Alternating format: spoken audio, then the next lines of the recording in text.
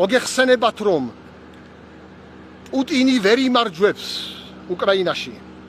პუტინი მარცხდება საერთაშორისო ასპარეზზე. მოგეხსენებათ რუსეთი უკვე მასირებული სარაკეტო თუ დრონების შეტევების ქვეშ იმყოფება უკრაინის მხრიდან, რომელიც არის პასუხი პუტინის მიერ განხორციელებული აგრესიისა. მასიურად იბომბება რუსეთის სამხედრო ინფრასტრუქტურა. იბომბება რუსეთის ის ინფრასტრუქტურა, რომელსაც რუსეთი იყენებს უკრაინის წინააღმდეგ აგრესიული ომის საწარმოებლად. როგორც მოგეხსენებათ, რუსეთი ვლადიმერ პუტინი, რომელიც აცხადებდა, რომ ყირიმის ხიდს თუ ვინმე შეეხებაო, ეს იქნება რაღაც საშინელი პასუხით ემუქრებოდა. ყირიმის ხიდს კი არა, მოსკოვს და მოსკოვის ოლქს და პეტერბურგს უტევენ უკვე ლამის სისტემატიურად უკრაინის დრონები.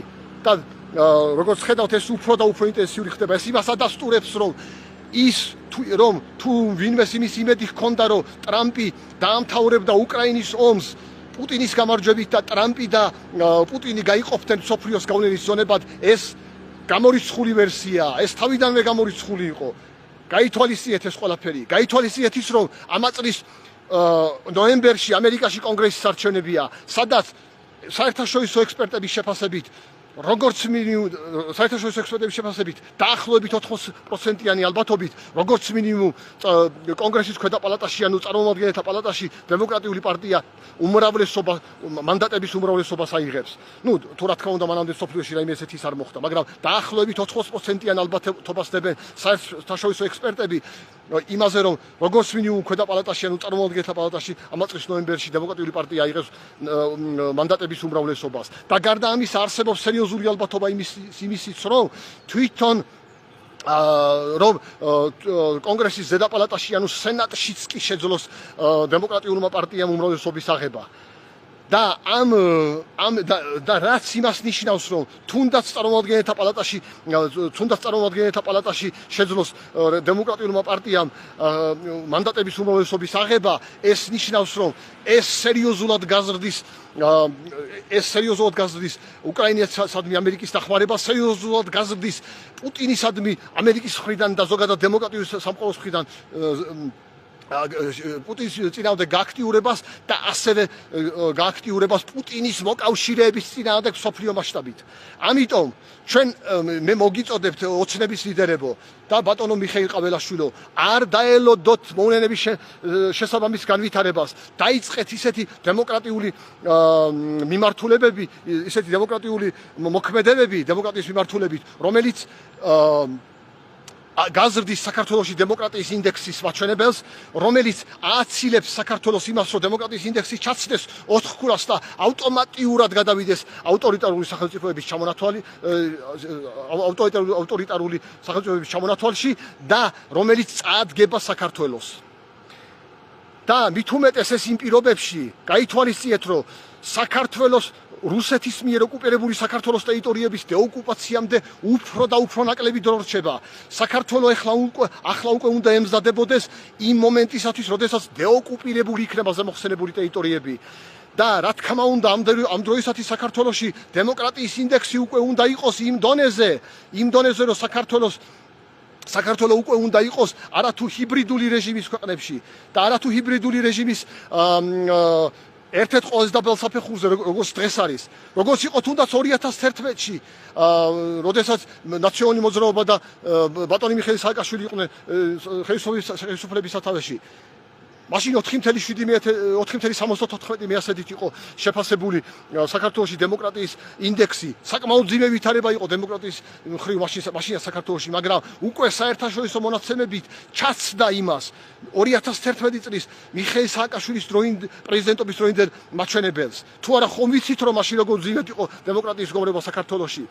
ამიტომ გადადგით ისეთი ნაბიჯები, რომ არათუ ჰიბრიდულ რეჟიმების შორის იქნება საქართველოს დემოკრატიის ინდექსის ჩამონათვალში, არამედ გადავა დემოკრატიული სახელმწიფოების ჩამონათვალში.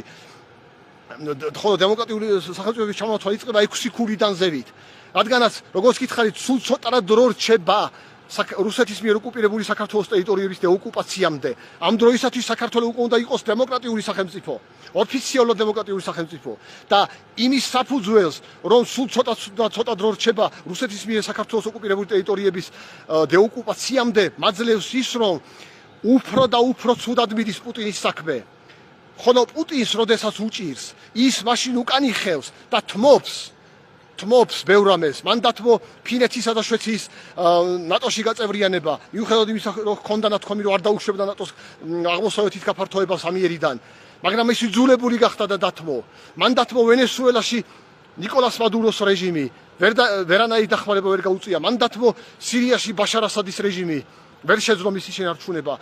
ის ვერ ახერხებს, რომ მის უახლოეს მოკავშირეს ირანის დღევანდელ რეჟიმს რაიმე დახმარება გაუწიოს. ის შეეგუა იმას, რომ არჩევნები წააგო უნგრეთში მისმა ევროკავშირში მისმა მოკავშირე ვიქტორ ორბანმა. ის შეეგუა იმას, რომ სომხეთში საპარლამენტო არჩევნებში ნიკოლ პაშინიანმა და პარტიამ სამოქალაქო ხელშეკრულება კიდევ ერთხელ გაიმარჯვეს და მისი მოკავშირეები სომხეთის საპარლამენტო არჩევნებზე პუტინის მოკავშირეები დამარცხდნენ. ანუ მას როდესაც უჭირს, ის ეგუება ბევრ რამეს. მას კიდევ უფრო გაუჭირდება. ხედავთ როგორ მიდის მოვლენები, თუ აქამდე ხანდახან შედარებით იშვიათი იყო რუსეთის ტერიტორიებზე შეტევები უკრაინის მხრიდან, უკვე თითქმის ყოველდღიური გახდა, მათ შორის მოსკოვსა და პეტერბურგზე. და ეს იმ პირობებში, როდესაც ტრამპი არის პრეზიდენტი, რომელსაც გარკვეული შანსი იყო პუტინისათვის, იმიტომ რომ მნიშვნელოვნად შეამცირა მან უკრაინის დახმარება. ხოლო ნოემბრიდან თუ არა დაიმახსოვრეთ ჩემი სიტყვები, უდიდესი ალბათობით, როგორც მინიმუმ ქვედა პალატაში დემოკრატიული პარტია კონგრესის ქვედა პალატაში უმრავლესობას აიღებს, როგორც მინიმუმ 80%-იან ალბათობას დებენ საერთაშორისო ექსპერტები მაგაზე. თუ ახლა მანამდე ტრამპმა რაღაც ასწაული ისეთი რაღაცა მოახდინა, რომელიც მას ისე აუწევს რეიტინგს, აი მაგალითად, ახლა ირანის რეჟიმის დამხობა რო შეძლოს რაღაცა ისეთი, თუმცა ეს უკვე ძალიან სათუოდ გავს ახლა დრომდე გადასახიდან არჩენი გამოჩნდება ალბათ. აი ამ დეტალებზე მინდოდა მელაპარაკა, მოგიწოდებთ ოცნების ლიდერებო და ბატონო მიხეილ ყაბელაშვილო, მიმართავ ბატონ მიხეილ ყაბელაშვილსა და ოცნების ლიდერებს, რომ დაიწყონ სერიოზული მოქმედებები დემოკრატიის მიმართულებით.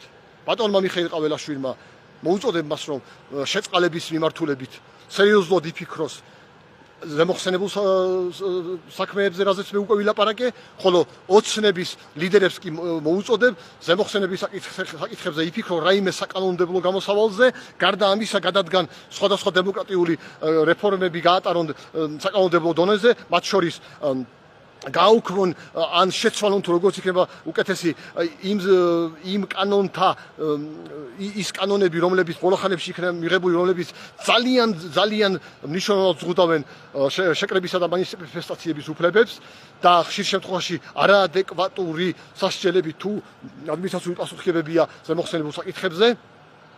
და გააუქმონ მაჟორიტარები, დაუყოვნებლივ გააუქმონ მოუწოდებ მაჟორიტარის ინსტიტუტი შემდეგი თვითმმართველობის არჩევნებისათვის და ასე შემდეგ. მრავალი დემოკრატიული რეფორმის გატარება შეიძლება.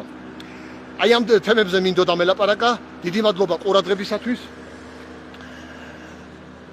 და ხოლო ვისაც კვლავ ვიმეორებ, ვისაც მიგაჩნიათ, რომ ამ საკითხებზე საუბარი არის მნიშვნელოვანი და სასარგებლო საზოგადოებისათვის, მოგიწოდებთ მაქსიმალურად გამოიწეროთ ეს აკაუნთი, ანუ დააფოლოვოთ, დასვათ მოწონებები, ანუ ლაიქები და გააზიაროთ, რომ თქვენც და უფრო მეტ ადამიანს მეტი წვდომა ჰქონდეს ამ აკაუნთზე არსებულ მასალაზე. როგორც ხედავთ, მე ვლაპარაკობ სხვადასხვა საკითხებზე, ვცდილობ მაქსიმალურად მიუკერძოებელი ვიყო და მაქსიმალურად პროფესიული ნიშნის შევაფასო მოვლენები, თქვათ, სადაც კარგია სათქმელი, კარგი ვთქვა და ვისეცა, სადაც კრიტიკა საჭირო, იქ კრიტიკაც ვთქვა. დიდი მადლობა ყურადღებისათვის, კარგად ბრძანდებოდეთ.